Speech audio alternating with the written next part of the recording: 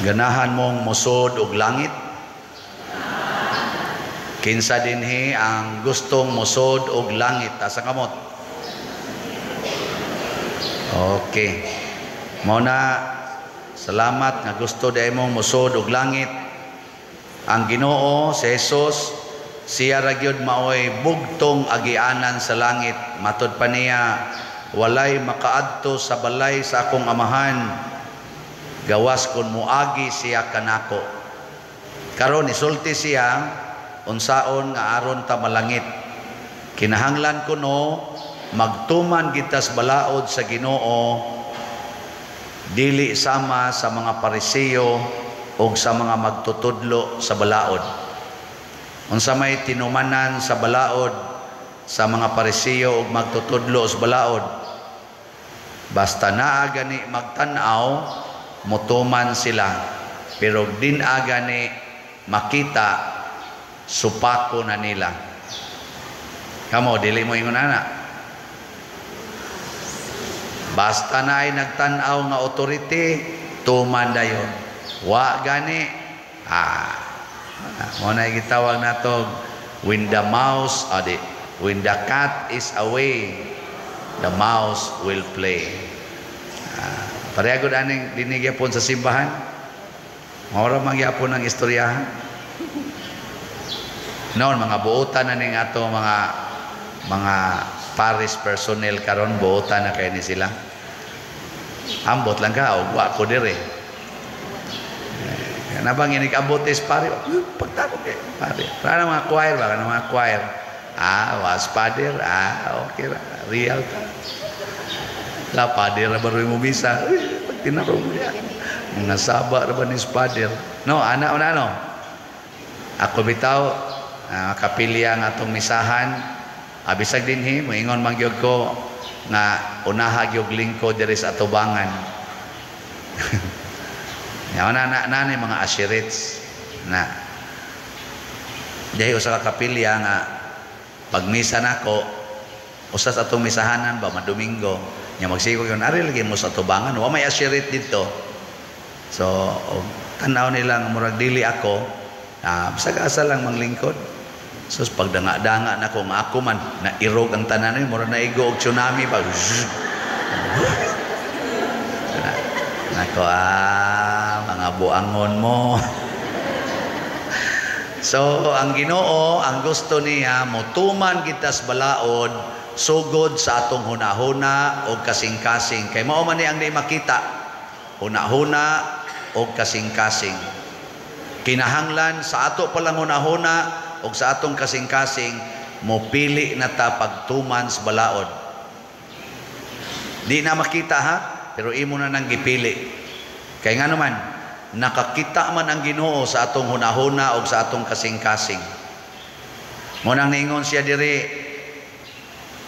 giingon ayaw panapaw, di ba? You shall not commit adultery. Pero kadtong lalaki magtan-aw sa babae uban ang laway nga hunahuna, nakapanapaw na sod sa hunahuna. Mao ni ang gipasabot aning porn, kanang siging tan-aw ana mga porn, mababae man or malaki nya magsige na kag pangandoy kani untao kani gidon tao kani gidon tao ana nakapanapaw na ka parehar sa na sa imong bana magsigig tan-aw ngadto silingan mubo kay short nya magsigig pangandoy kana untao nya magsigig lingi nimo kaluot kini panuay kana gidon tao pero wala niya buhata ha. Wa niya buhata, wa kay buhaton nimo masakpan ka, dako kay nang kadaot sa imong pamilya, pero sa imong unahuna wa na gibuhat na.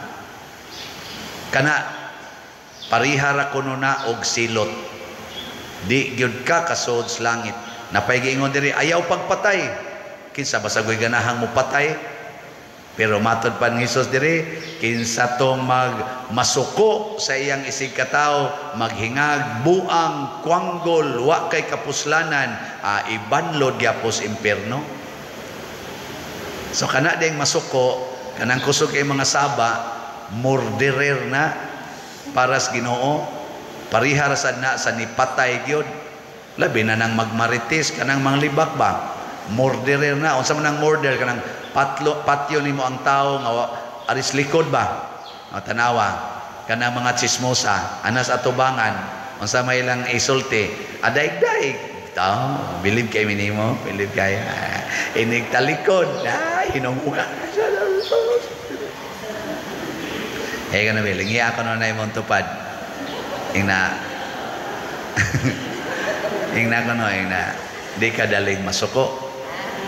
Ya, mga tanda no. Di ka daling masuko. Pila ka buk asawa dinhi nga nagmurder sa ilang bana. Taas ang kamot. Kana bang nasuko ba? Nasuko sa bana. Mga kriminal mo. Pila ka bukbana din ang nagsigig tanaw sa silingan o sa laing babae. Oy, mga mananapaw mo. Mga mananapaw. Pila ka anak din nga nasuko sa ginikanan. Taas ang kamot. Nipatay mo sa inyong ginikanan. Pila ka din mga ginikanan nga magsigig pangasaba, pamalikas sa mga anak. Taas ang kamot. Gipatay ninyo ang inyong mga anak sa matas Ginoo. Oo. Gisulti mo ng Kristo nga magsupakon tani. Muna sa unang pagbasa giingnan kita ni Sirak. Kitang tao do natay kapasidad sa pagpili. Gasa nas Ginoo nato nga kamautang mo pili. Muna sa huna-huna palang daan o kasing-kasing pagpili na. Dili pa na magawa sa imong baba, di pa na nimo mabuhat, pero sugdi pagpili diris imong kasing-kasing o huna-huna. Kung ako mong tagaan, matud pa diri ni Propeta Sirak, tagaan tamog kayo og tubig, hay may imong puniton. Kayo og tubig. Sa imo pa lang una-una, sunog ta na, ari jud ka punit sa tubig. Kinahibaw naman imong una-una, nipili naman kandaan. Ana na, dili kay mo ingon nga, agad-agad las panahon. Nga inig, abot na yun. Hay may palion, asawa o kaning prostitute. Agad-agad las panahon. Nya kini abot mang prostitute, nyawa dihang asawa, sa ikabay sukaran, di ba kamukaon. Ana na kay ang hunahuna wa man magpili. Pero magpili patong hunahuna prostitute og asawa, ari jud ko sa asawa. Bisan pagdudhuan pa ko anang prostitute, di jud ko. Sa hunahuna na nimo, ay nigabot sa prostitute parayg-parayg nimo, nya imong asawa wa diha, mingon jud ka di ka asawa, pahawa Satanas. Kinsa dinhi ang nagbuhat ana ta sa kawat. Hasta choir, wa mong pataas. Klaro kayo eh. Kamao lagi tang mo pili. So gamita ang pagpili. Sa ikaduhang pagbasa ni ingon si San Pablo, dunay tinago ang Dios nga wa gid ni mahibawi ni bisan kinsa. Ang tinago gisulti sa Espiritu Santo. Nya unsa may tinago sa Dios nga pinaagi sa Espiritu Santo kitang tanan nahimong anak sa Dios. Kitang tanan. Why pili? So kanang imong tupad anak na sa Dios. Gamhana na, giubanan na sa Ginoo. Ang nakaapan lang kay ato rasang gitaguan ang atong pagkaanak sa Dios. Papilion ka, original nga buhok o kinuluran. Asa ka pili? Okay, kamo ana. Asa ka mo pili? Original nga kilay o kiniskisan? Bahala mo diya. Asa ka mo pili? Sa original nga naong o gipaputi? Asa imong pilion? Panit nga natural o nabulit sa tato? Sige, kamoy pili. Unsa imong pilion? Purity or impurity?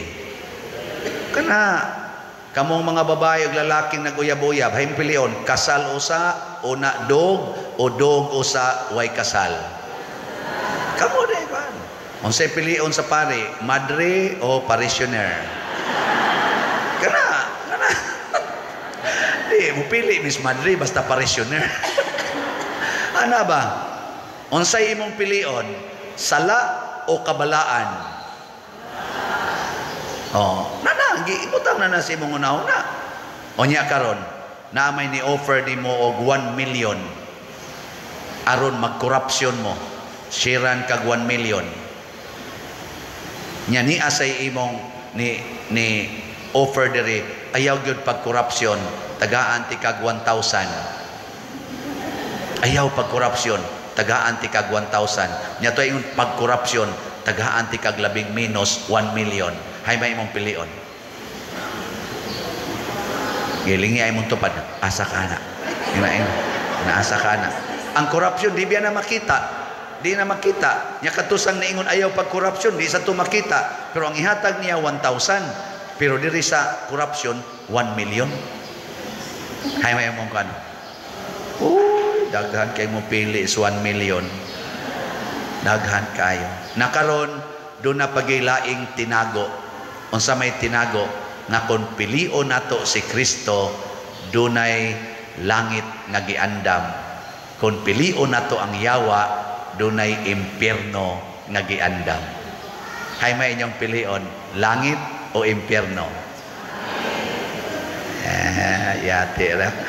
So, kay mo pili mamog langit, ayaw na gyud mo pangasaba ha. Ayaw na gyud mo kasuko. Kay ang masuko, mga saba, magtanaw anang porn, magsigig, huna-huna anang laway, padung ginas imperno. Ano na siya?